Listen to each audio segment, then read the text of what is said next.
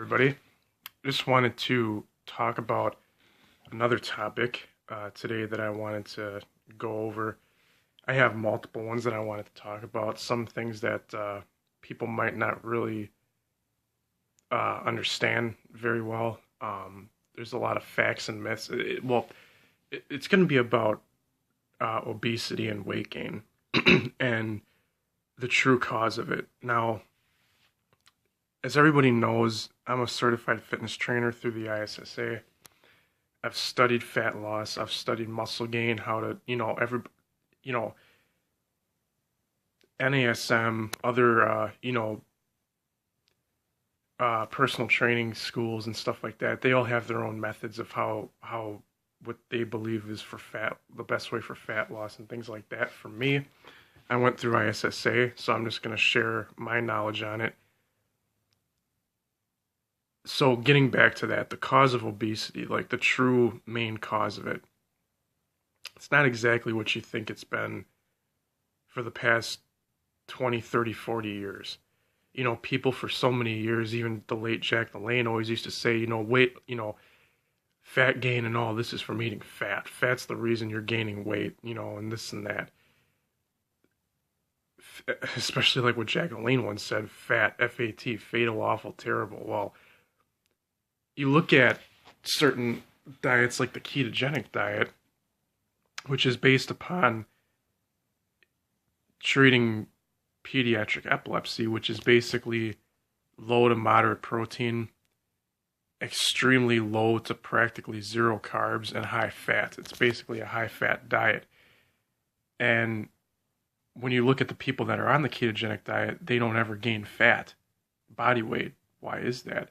Well, fat doesn't regulate insulin levels like the way sugar does, which is why you don't gain weight. So, in saying that, what is the true cause of obesity? It's not fat.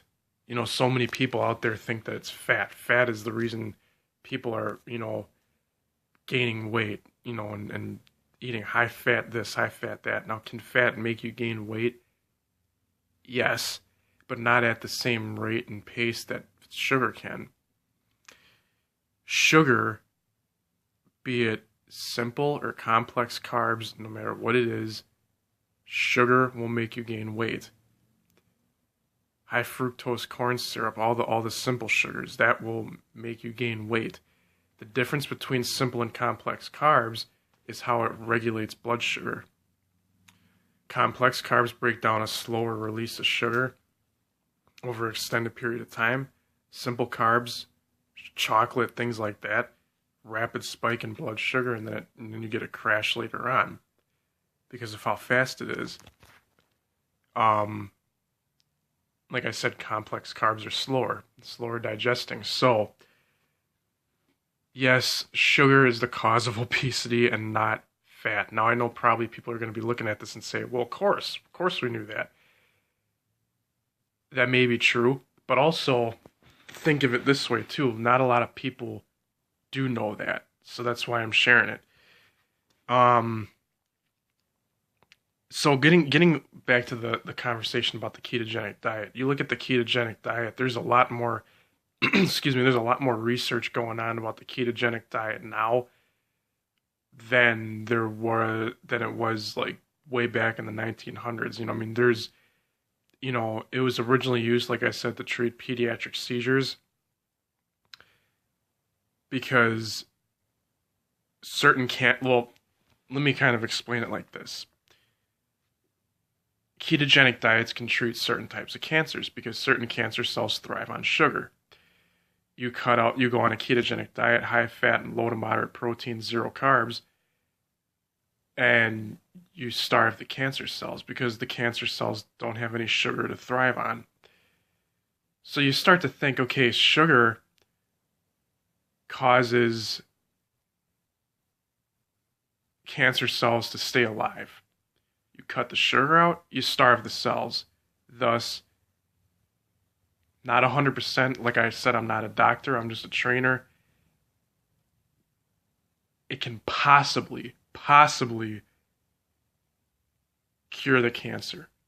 That's not me saying that. That's just what can possibly happen. So you look at that and you think, okay, starving the sugar or starving the cancer cells by not having any sugar can cure cancer because you're starving the cells. But the people that are on the ketogenic diet, they don't ever seem to gain weight. Why is that? Like I said, it's because ketogenic diets, something that's high fat, fat does not regulate insulin levels like the way sugar does. You take in a lot of sugar, no matter what kind of carbs it is, like I mentioned before, you will gain some weight. Now, another topic I want to talk about along with that is the 3 type of body types people have. Everyone has one of the 3 body types. You have ectomorph, you have mesomorph, and you have endomorph. An ectomorph is a skinnier type of person, someone that's been naturally lean their whole life, someone that can easily burn off fat but can't gain weight to save their life. Mesomorph is someone like Arnold Schwarzenegger, someone that can pack on a lot of muscle and get shredded and cut and lean at the same time. Endomorph is you have an easy time gaining a lot of weight and a hard time losing it. Now, there's pros and cons to every one of them. Not one is better than the other. And you think, well, gee, being an endomorph, you think that's a bad thing. Not always. Get back to ectomorph. I'm going to do positive and negatives on both of them here. Ectomorph, a positive is you'll never gain body fat, which is good. The downside to it, you can't gain hardly any muscle because your metabolism speeds up so fast. Now, instead of saying, oh, you can't gain muscle because you're an ectomorph, well, that sucks, so much for that. No, that's the negative route to take. Here's what you can do. Okay, considering that all your metabolism is going so high and you're not able to gain a lot of weight, what do? You don't just stop eating, just give up on it. What do? You eat more meals. You eat more meals continuously throughout the day in order to support that high metabolism, so therefore you will not burn off anything.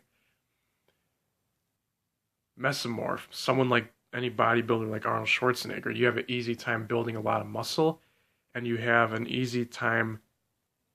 fairly easy time keeping the weight off, or keeping the body fat off. And that's a good thing too, because that's like the best of both worlds. You can pack on as much mass as you want and get shredded at the same time. Who wouldn't want that? I sure would love that. And you got endomorph. Now, endomorph, you would think, people that are endomorphs out there, you're going to think, oh my gosh, I can't believe I'm an endomorph. I have so much weight and my life is miserable because I can't lose weight and blah, blah, blah. That's the negative light that people view this in. Now, there's actually a positive to this too. Hear me out. Endomorph. Okay, let's break this down. Endomorph. You have a hard time losing weight, but you have an easy time gaining it. There's a positive to that. Simply being, if you're the person that's an endomorph that wants to gain muscle mass, it's a win-win situation. Considering just think of it this way. Forget the whole easy body fat gain thing for a minute. Just because you're an endomorph. Think of it this way. You want to gain more muscle mass, right? And you're an endomorph. You probably have an easier time gaining muscle mass than any of the other 2 body types. Why? Because, number 1, clearly, based off being an endomorph, your body responds very rapidly to the food you eat. I'll save that for step 2. Step 1, your body responds very easily to the food you eat. Step 2, make sure you eat the right stuff. Now, yes, your body can respond very rapidly and very quickly to the foods you eat, and yes, you can gain a lot of size very quickly because of that, but you have to watch your body fat intake. Not body fat intake. You have to watch your fat intake. Because of that, yes, you're prone to gaining a lot of muscle mass, but you're also prone to gaining a lot of fat. So you have to watch that. You have to find that even balance. And that's just through trial and error. I cannot say, okay, this is the kind of body type you have, blah, blah, blah, blah, blah. This is the diet plan I want you on. I can easily tell you what body type you have and how your body's going to respond to food. I can do that easily. But what I can't do is say, okay, you're an ectomorph, you're a mesomorph, you're an endomorph, blah, blah, blah, blah, blah. Okay, here's a diet plan for you. Hope it goes well. Even though I know how to do it, I know how to easily design diet plans, I can't legally give it out because I'm not a dietitian. I can only give advice. So, here's the thing. A lot of clients, I'm kind of jumping around here, but a lot of clients, they say, oh, but you're a trainer. You should be able to do this. It's like, I cannot legally give you a diet plan because that would be illegal. I can give you guidance and I can find out what foods your body reacts to based off what you tell me. I'll ask, okay, what do you eat? Well, I'm eating this, this, and this. Well, how does your body respond to that? Well, I seem to gain pretty good size, but, I seem to gain a little bit of body fat too. Okay, well, you're going to want to keep your protein where it's at because that's a good idea. Keeping your protein where it's at to build muscle, but you want to kind of watch your carbs. Watch where you're at. Find out how your body responds to it and just, monitor your carbs. That I can legally do. What I cannot legally do is say, okay, what's your body type like? Well, I'm an endomorph and blah, blah, blah, blah, or let's switch it up. I'm a mesomorph. I know I can easily gain a lot of muscle mass because of the way my body reacts. Okay, cool. I'm going to give you a diet plan. Meal 1, you're going to have eggs, egg whites, and a half a cup of oatmeal. Meal 2, you're going to have chicken breasts and rice. Meal 3, you're going to have turkey and yams. Meal 4, you're going to have a sweet potato and lean beef. You can't do that. Okay? That is illegal because I am not a dietitian. I am not able to give you a written diet plan and say, this is what you're going to need to gain muscle mass. This is personalized for you. You will be able to gain muscle mass off this diet. I cannot legally do that. That's why so many people out there, clients think, okay, I'm a fitness professional. I can give you this. I can't. I can give you guidance. Sure, I can give you verbal guidance. But once you start writing down a diet plan, you're crossing a line into the legalities of it. That's illegal. You don't want to do that. So, I just wanted to point out, guys, how body types react. How insulin can, how basically how your body reacts to insulin. Your body, based off muscle mass, can only hold so much glycogen in that muscle before it spills over into fat. So you got to find that even balance. And got a couple more minutes left. I'll talk about the keto diet. I talked about the keto diet a little bit, high fat and all that. I covered, based on how much fat you take and how your body responds to it. Last thing I want to talk about, how glycogen works in the muscles. Glycogen works in the muscles as energy. You take in carbs. Those carbs turn into glycogen, stores in the muscles for energy. Once you work out, your glycogen stores are empty because the carbs were used for energy for your workout. So your muscles are depleted of glycogen. So what do? You take in protein and carbs after, but you want to make sure you're to replenish the glycogen in the muscle breakdown. But you want to make sure, based off your body type, like I mentioned, ectomorph, mesomorph, you want to make sure how your body reacts to carbs post-workout.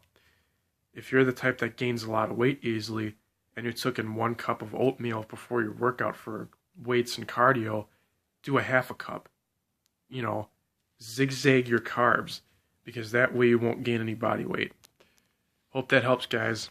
leave the comments below. Like, comment, subscribe, and I'll see you again. Stay tuned for the next video.